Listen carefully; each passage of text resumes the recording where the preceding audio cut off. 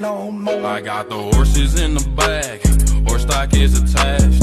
Right, hello everybody and welcome back to the best cryptocurrency channel in all of YouTube, where the price of Bitcoin is currently sat just above $63,000. Last night the price of Bitcoin had a huge rally to the upside, and if we go over here to Stonksy, we can look at Stonksy here on the 15-minute chart. Stonksy took a long position the other day down here at $62,254. Even where the price is right now, that puts us somewhere around the 1.24% profit, but at the very peak, it would have been nearly a 3% profit. Stonksy again smashing it out of the park, and for that reason, not around those prices, but here on the hourly chart, if I go over to the hourly chart, you can see that Stonksy is also in a long position. It took that long position on the hourly chart at $62,200, and when I noticed all of this starting to play out, I also started entering into a long position. Now my long position is from around $62,700 is the time at which I start to see these positions open, but being that the position has opened here on the hourly chart, I expect it to be more of a slightly longer term position. These longer term positions that do tend to play out on the hourly chart tend to have a high rate of accuracy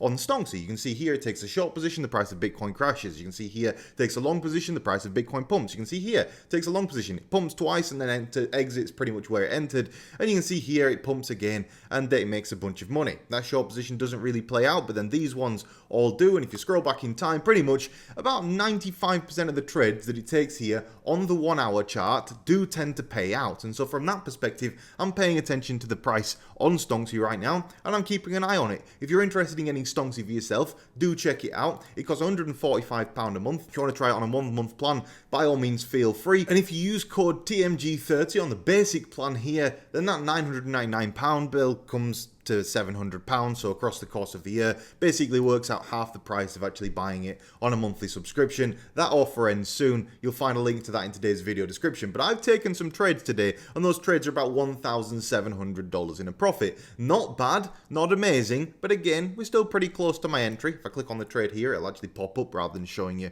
the price of Solana. You can see my entry is slammed in right from the bottom of that. I waited for the crash down this morning. I could have entered and FOMO'd in last night like so many other people, but I thought, you know what, I'll get a nice night's sleep and I'll buy in when the price dips a little bit. The price dipped, I entered back in, happy days, we're in a small profit right now. However, what's going on with the price of Ethereum? Well, similar things here on Stonksy. Stonksy took a position here on the 1 hour chart at $2,406, and currently the trading is at $2,470, meaning that again it's in a profit. It takes a lovely short position here, a nice long position there, a nice long position here, a pretty naff short position there, a nice long position, and then it also hammers a bunch of lovely short positions during the course of the last crash. So this is an indicator that I like to pay attention to, and it took forever to make it, and it's what we use to trade, part of my own fund as well. So do check out Stonksy. In terms of where Ethereum's at, it's currently sat within the buy zone here that I've outlined to you in the past, and the price of XRP is also getting a bullish signal here on the hourly chart. Now XRP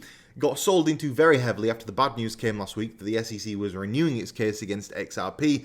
I think that XRP again will win that case, and eventually XRP will make it to $1. Will it make it much beyond $1?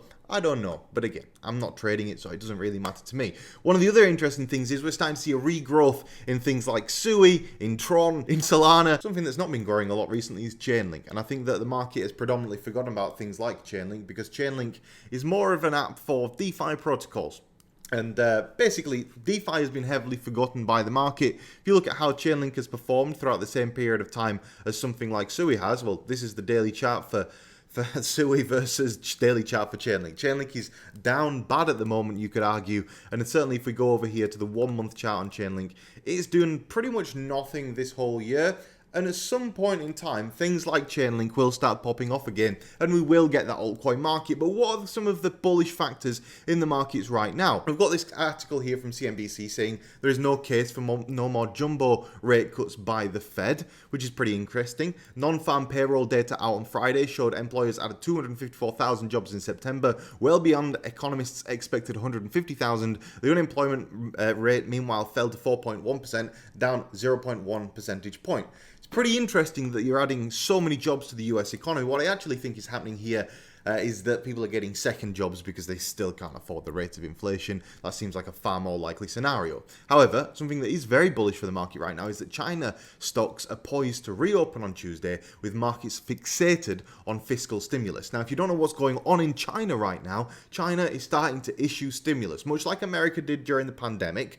China is starting to do a very similar thing right now because they realize there isn't enough money in circulation in China, and if they continue to starve the economy of money without printing any and creating any stimulus, then the stock market is going to crash. That's going to cause people to default on loans. That's going to create this huge downward economic cycle. So basically, China's going to increase money supply. When money supply increases, it tends to be that anything associated with China starts going up in price. And one thing that's very heavily associated with China is Bitcoin. Now, as well as having that open long position on PHEMEX, I also have a long position open on BYBIT, and that is in preparation. Currently $6,000 in a profit, but in preparation for this, which is the World Series of Trading. And I'd like you to join my team in the World Series of Trading. The World Series of Trading has a prize pool of $10 million.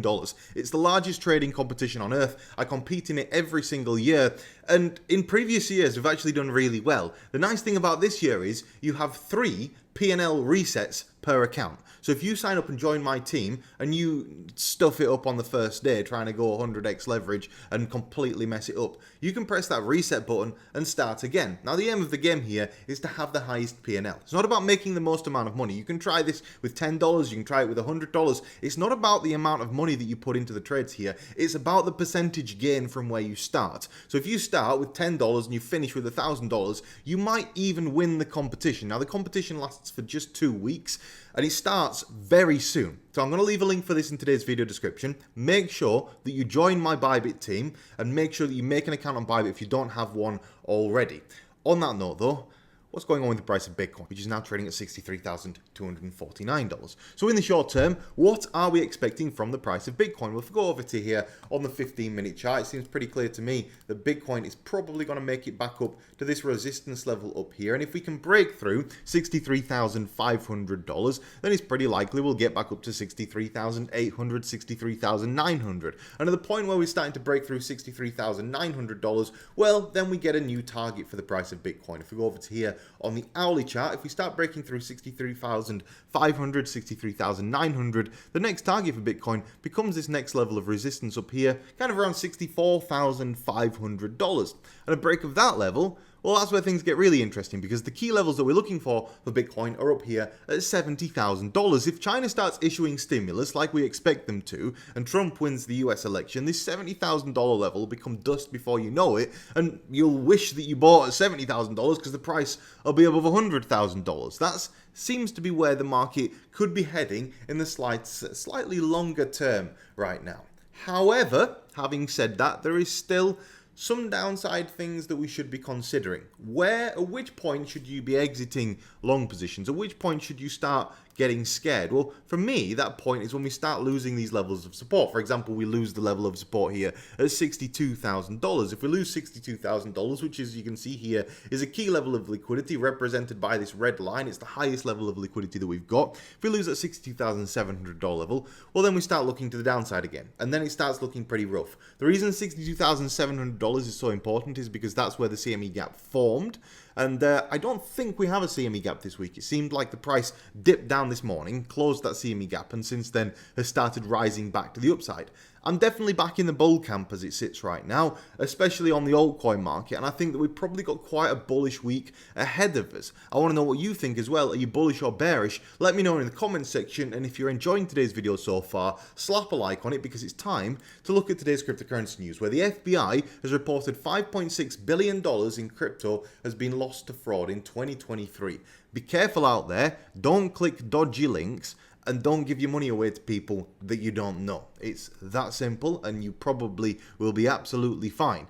Most of these attacks come from like personalized phishing attacks, where they find out who you are and then social engineer you into somehow handing over your crypto. And if you're not familiar with a very famous story that happened just a couple of weeks ago, somebody was social engineered into handing over $250 million worth of Bitcoin, which then went to these guys who then spent it in strip clubs and then got arrested. So be careful of people like that. That was a pretty big fraud, and I might make a whole video about it quite soon.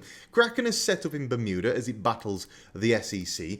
Coinbase is going to delist MiCA non-compliant stablecoins by the end of the year, which could potentially affect USDT. If USDT is delisted from Coinbase, that would be a huge destabilization event and would dramatically affect the possibility of having a massive bull market. MiCA, being honest, Tether will probably become MiCA compliant before the end of the year, and it probably won't be an issue, probably quite a non-issue if I'm honest.